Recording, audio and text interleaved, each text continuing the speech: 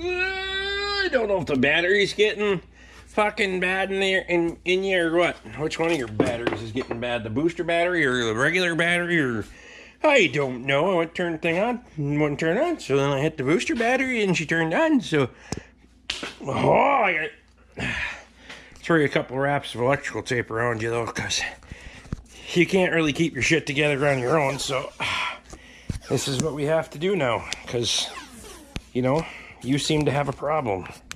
Oh shit. Speaking of problems, I need a drink. What are you doing tonight, Rick? Well, initially, I was gonna do some repair work on a 2013 Subaru XV Crosstrek. Needs a brake job and some wheel bearings and a service and all that junk. So, but we're not going to do that tonight because I had to order more parts. So I can wait until tomorrow now.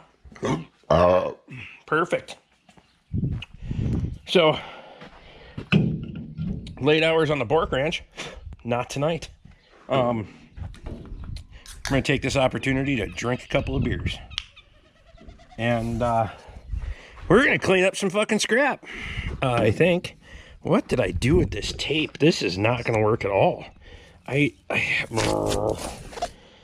My skill level is subpar tonight. Okay, go down there, around there. We're going to try to reuse this. Oh, because that's going to be...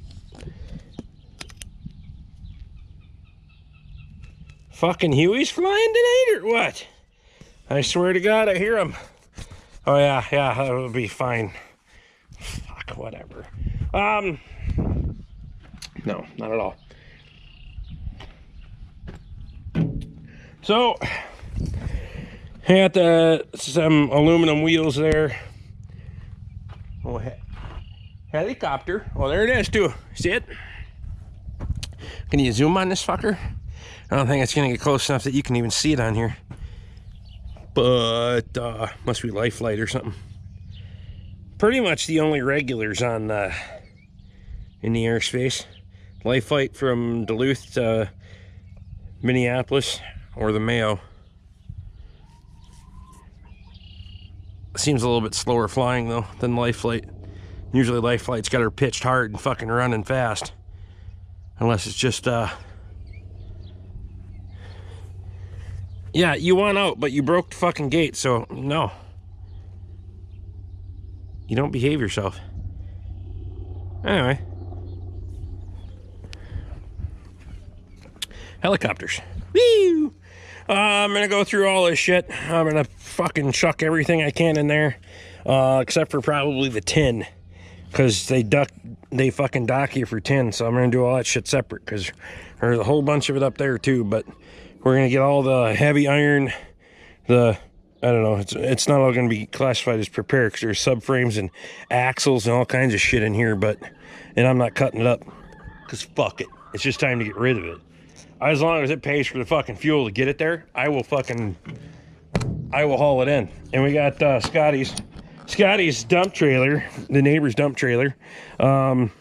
She's rated for 10,000. We'll find the fuck out. He put sideboards on this bitch to haul wet firewood, so I know damn well he's been loading this fucker to 10,000. I put fucking tires on it, heavy motherfuckers too. So we'll find out if the tires are good or not. Well, hurry now, getting you not so bad. I don't know. Good Tuesday morning. It is almost the end of June, 29th today? Yeah, Wednesday morning. Wednesday. It's Wednesday. Anyway, so 2013 Subaru XV Crosstrek. Right rear wheel bearing, 4-wheel brakes, service. So a feller started out somewhere, we're just gonna bang this thing out of here, get it out, right? Well, gonna get the wheel bearing out, and the hub came out, but the wheel bearing, the housing doesn't want to come out of there, like at all. I was pushing on the backing plate with take the, pound one of the studs out, put a bolt and nut through there, and then hammer that fucker through. And all it did was push the hub off. So we gotta go to plan B, which means we might have to get these parking brakes out of the way so we can get in there and get to it, but we'll see first. Got some ideas floating around in my old noggin up here. I wish I had bolts like that were longer so I could get in from the back side and hit it with the air hammer, but I don't have anything that matches that. So yeah, I'm gonna dink around here and then I'll show you what my plan is once we get after it. Oh, well, this is true borking right here. So because the hub had already pulled out, I pried the bearing out of there, the seal out, and the bearing, I threw the bearing in there so all the ball bearings would. And welded a hunk of pipe on there and this old fucking piece of scrap from the excavator. If you guys have seen the bash bar that you can buy on, I think I call it a bash bar. You can bolt it to the wheel bearing, to the hub, and then beat the ever-living loving fuck out of it to try to get the wheel bearing out. Well, that's all good and fine until that hub comes out, and then you don't have anything to bolt it to. So same principle, but we welded it in there. And I'll throw you over here, and we'll see if this thing works or not. Here, you sit there, maybe. You want to sit there? Yeah.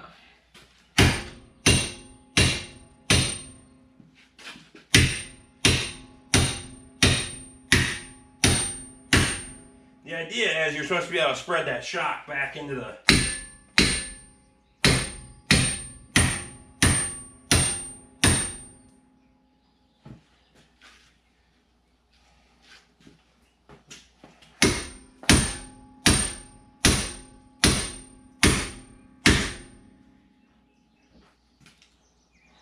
A lot more leverage when you're hitting it from that far out too, but maybe. Looks like there's a little air gap back there.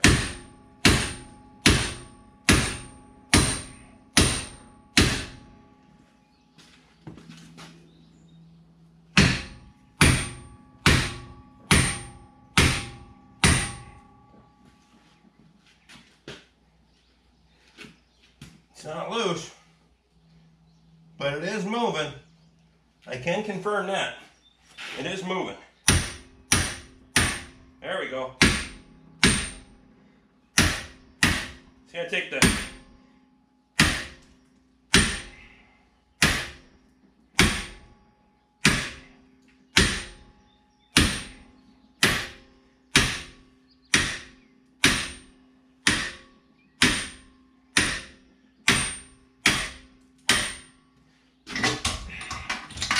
backing plate with it, which I assumed that was going to happen, but so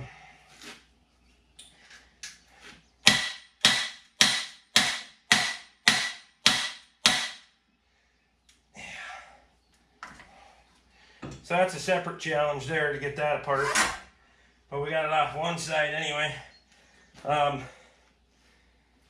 Basically I got to jig that up so I can drive the wheel bearing out of that. But at least now you can see we got it out of there, and we got it taken care of without wrecking the axle. Can't use the axle to push on. That doesn't work. So it's a little extra labor. I'll get that out of the backing plate, and then we can start putting this thing back together. We got rotor here, and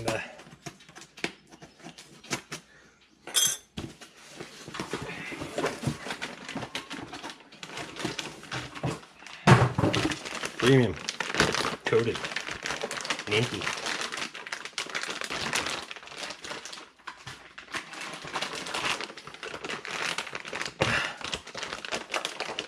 I got the wheel bearing put on the other side, and still distracted with phone calls and stuff. I forgot to grab you. Bring it back, desk it back. Hub's clean on that one, so there's no need to do anything with that. A little grease on the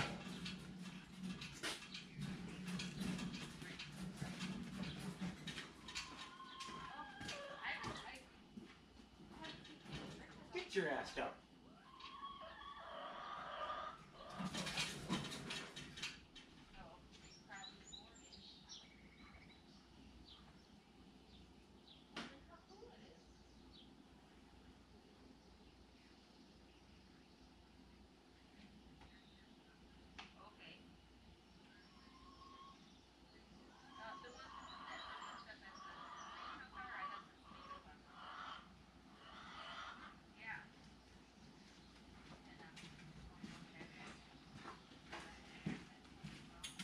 So the dog is deciding that he wants to try to climb out.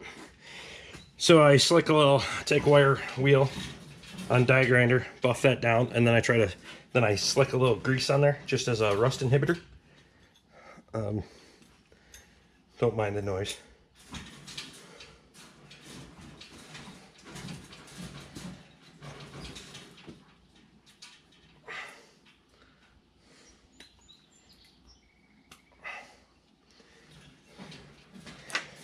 So we'll put these back together. They're anti-rattle clips. These are coated clips, so I don't usually put much for grease on them. Usually what's residue that's left on my hand is plenty to kind of get that coating on them.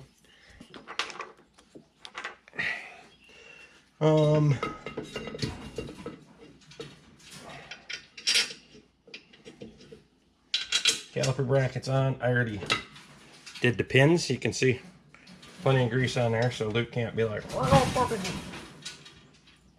gotta go see what they're doing.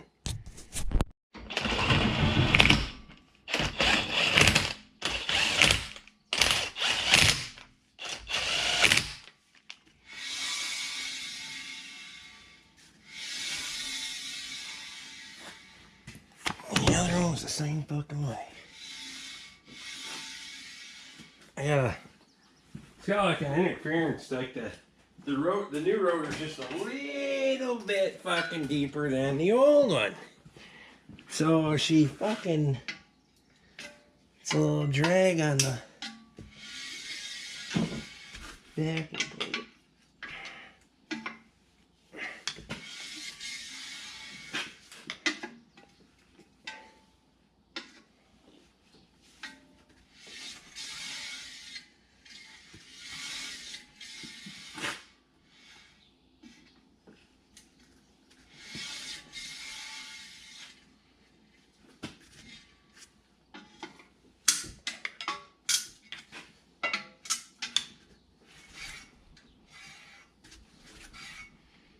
Pretty close.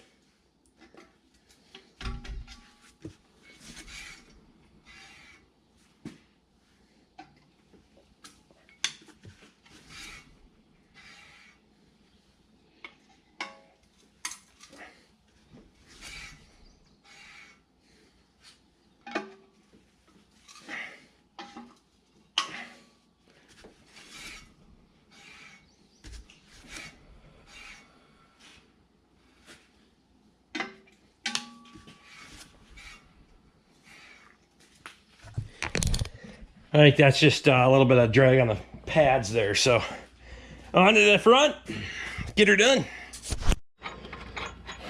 All right, so in the front here we got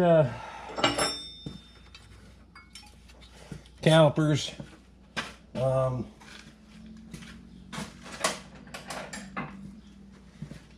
Pins aren't in too bad shape. I already pulled on them.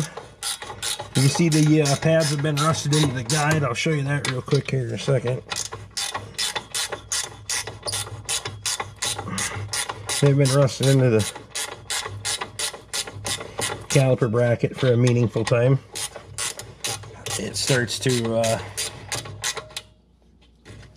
this is why I like to put grease between the slide and the bracket, because as an inhibitor,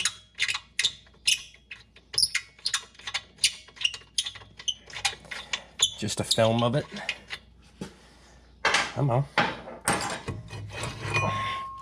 So you can see the little bit of uneven wear there, and these things are going to be, the outside one isn't so bad, but the inside one, you gotta drive it out with a hammer. So pretty common Minnesota rust. It was time for pads, and because these rotors got such a ridge in them, and you can see that that pitting starting in them, you gotta put rotors on it too, otherwise you're kind of wasting a set of pads. You get up through about 20% of the pad life, and then the rotor's shot, and then you end up having to replace the pads and rotors again. So you gotta save your customer that that money. just have a conversation with them. We're filling that thing back up real fast today. Whatever. So you take and buff these down, clean them up. Again, wire wheel on that little jag grinder, that one. So I'll show you how we go about that process here. You can sit there. That's a good camera mount.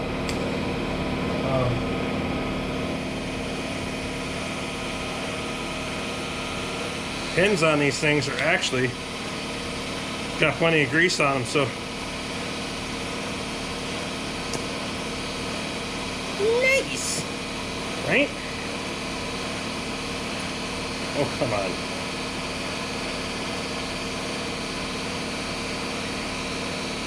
The ones that get that rubber plunger on the end, or the rubber buffer on the end, I don't care for them. I got my screwdriver here. Safety glasses. That'll be good, huh? Okay. Take,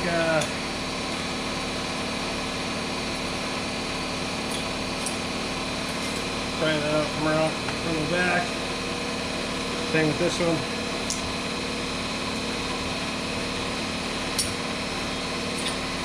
Goes out there. And what happens, I'll show you here in a second.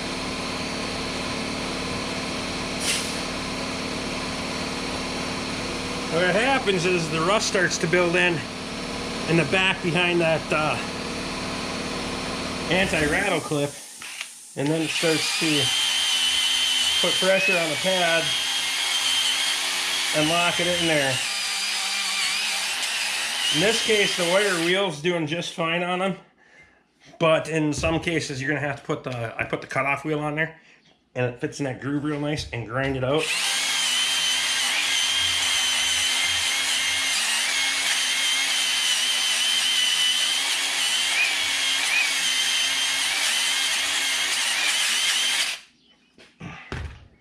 So I know a lot of guys, a lot of places are gonna opt for just, they pretty much automatically put reman calipers on everything.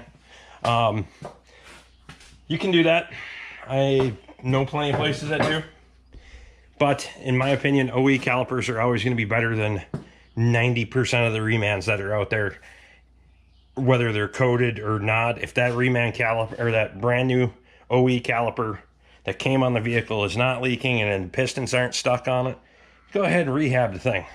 Plus you're getting the labor, you're saving the customer some money, and you're getting the labor for doing the job. So why wouldn't you?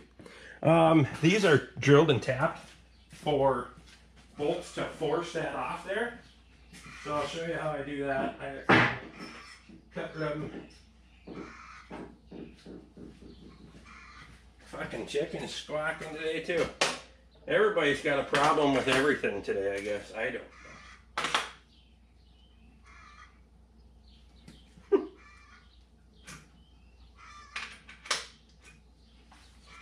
I must have just laid a fucking egg or something. I don't.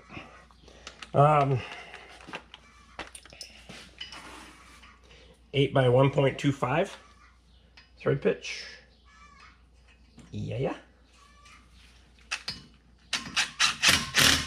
Dial up a little pressure. Now, if you're going to put a ton of pressure on there, you're probably going to snap the bolt off because these things are going to be stuck around the hub. So put a lug nut on there. So that way if the rotor jumps on you, it doesn't come flying back up, because now it's got some good pressure on it. Hit that thing. All right? Now see if you can put any more pressure on it. There you go.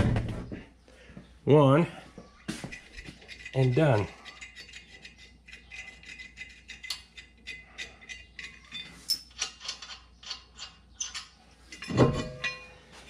So this one's a little bit rusty around the surface on there, so we'll take and get the wheel on the abrasive disc on the die grinder and clean that up so we got a nice clean hub.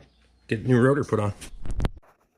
Okay, well, on that Subaru, I did get it all finished up. Got 4 brakes put in. Didn't have to put any calipers on it. Calipers seemed like they were okay. Brake pads, rotors, all the way around. right rear wheel bearing, did a service on it, turned it back to the customer. They were happy, good to go. I wanted to get you guys more footage in that. Some of it I thought I was recording, and it turns out I was not. I don't know if the GoPro is just getting outdated and got a lot of hours on it, literally has a lot of hours on it, or what's going on there. I'm having some problems with that battery refuel case is a little, it's not working the best for me. So,